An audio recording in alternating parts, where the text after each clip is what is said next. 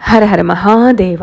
సాయం సంధ్య వేళలో ఆ సూర్యకిరణాలు నా శివేతండ్రిని తాకుతున్నప్పుడు ప్రదోష వేళలో చేసే ఈ అభిషేకాలు నిజంగా అద్భుతం, మహాద్భుతం.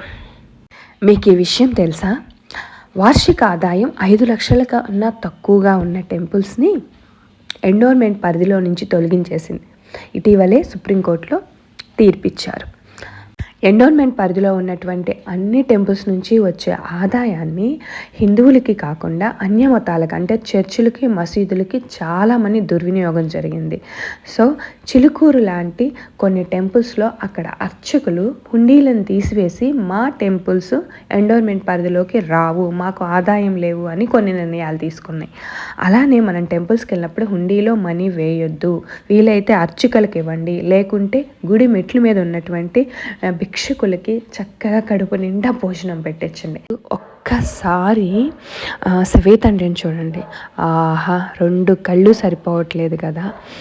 ఆ చీకటిలో ఈ దీపపు కాంతుల్లో నిజంగా ఆ కార్తీక దీపపు వెలుగులలో అద్భుతంగా ఉన్నాడు కదా తండ్రి. 2 కళ్ళు సరిపోవట్లేదు. హరహర మహాదేవ శంభో శంకర. ఏం పుణ్యం చేసుకున్నాను నేను ఇక్కడికి వచ్చి ఆ స్వామి సేవ చేసుకునే భాగ్యం దక్కింది నాకు. హరహర మహాదేవ శంభో శంకర. ఈ శివయ్య తండ్రి దగ్గరికి వెళ్ళిన ప్రతిసారి స్వామిని వదిలి అస్సలు రాబుద్ది కాదు. వదిలి రావాలి అంటే ప్రాణం పోతున్నట్లుగా అనిపిస్తుంది. అదేంటో ఎంతసేపు ఆయన్ని అలా పట్టుకున్నా, అలా తడుముతున్నా ఆయనకి ఎన్నో కబుర్లు చెప్తా ఉంటాను నేను అలా హగ్ చేసుకొని. ఎంత అద్భుతంగా ఉంటుందంటే ఆ కబుర్లు అసలు ఆపాలనిపించబుద్ధి కాదు. ఆయన అలా హత్తుకొని ఎన్నో నిమిషాలు అట్లానే కబుర్లు చెప్తూనే ఉంటాను. ఎంత చెప్పినా అది తనివి తీరదు. అదొక అద్భుతం, నిజంగా అద్భుతం. అది అనుభవించే వాళ్ళకు మాత్రమే తెలుస్తుంది. భక్తితో పడిన బంధం అంటం కంటే మనసుతో బిడ్డగా పడిన బంధం ఇది. ఆయన గురించి ఎంత చెప్పినా తక్కువే.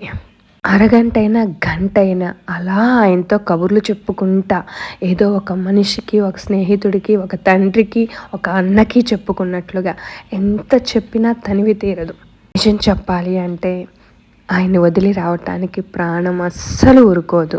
కానీ అతి కష్టం మీద అతి బలవంతంగా తప్పదు కాబట్టి, వెళ్ళిపోవాలి కాబట్టి, మళ్ళీ ఎప్పటికి వస్తానో తెలియదు కాబట్టి చెప్పి వెళ్తున్నా అని ఒక అరగంటకో గంటకో ఆయన్ని వదలలేక వదిలిపెట్టి వస్తాను. ఇంతటి ముడి ఆయనతో ఎందుకు వేశాడు? ఇది ఏ జన్మ బంధమో దీనికి ఆన్సర్ ఆయనే చెప్పాలి. హర హర మహాదేవ.